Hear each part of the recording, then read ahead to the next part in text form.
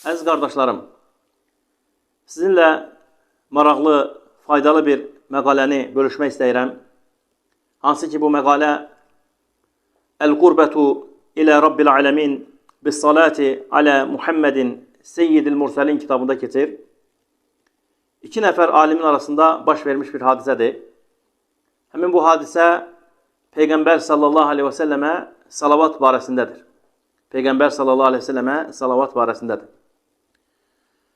Alimlərdən biri deyir ki, Əl-Həsən ibn Ali Əl-Attar rahiməhullah buyurur ki, Abu Tahir Əl-Muxallas mənə hədislər göndərirdi.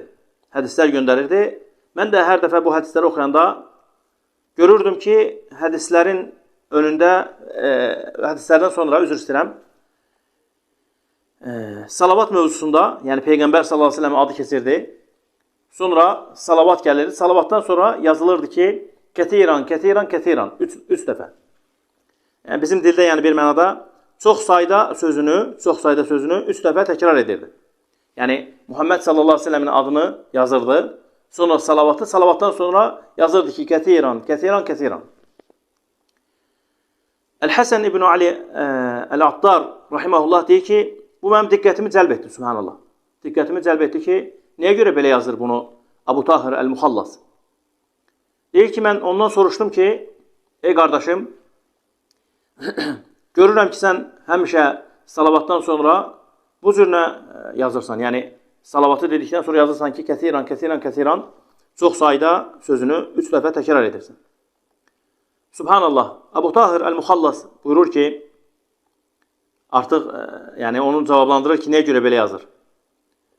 Deyir ki, mən gənc yaşlarımda, gənc olarkən, elmə təzə başlayanda, Peyğəmbər sallallahu aleyhi ve sellemin adını yazandan sonra salavatda tənbəllik edirdim. Bəzən səhlankarlıq edirdim, bəzən tənbəllik edirdim. Salavatı tam yazmırdım və yaxud bir dəfə yazırdım, bir dəfə yazmırdım.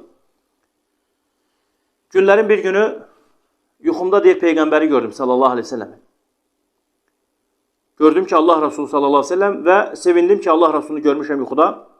Ona tərəf getdim. Deyir ki, önündən gəlirdim, Allah Resulü sallallahu aleyhi ve sellem üzünü çevirirdi.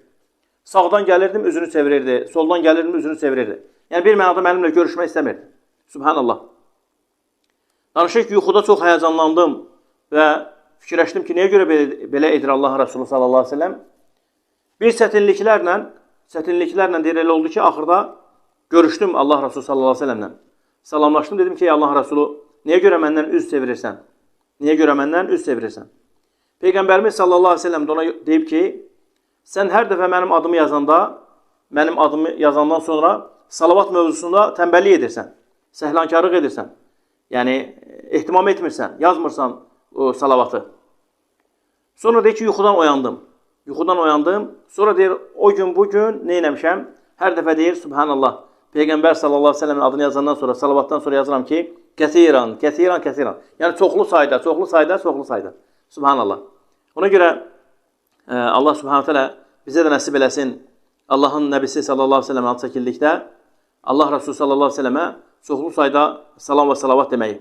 Əslində, nə cür ki, hədisdə keçir, kim mənim adım çəkilərsə salavat deməsə, o insan paxıl insandır. Peyğəmbərə sallallahu aleyhi ve sellemə çoxlu sayda salam və salavat demək lazım.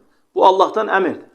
Bildiyiniz kimi məşhur olan ayədir. Həmişə cümə günləri eşidirik bu ayəni necə ki Allah subhanahu teala əmr edir. İnna Allaha və mələikətəhu yusallun alə'n-nəbi. Allah və mələklər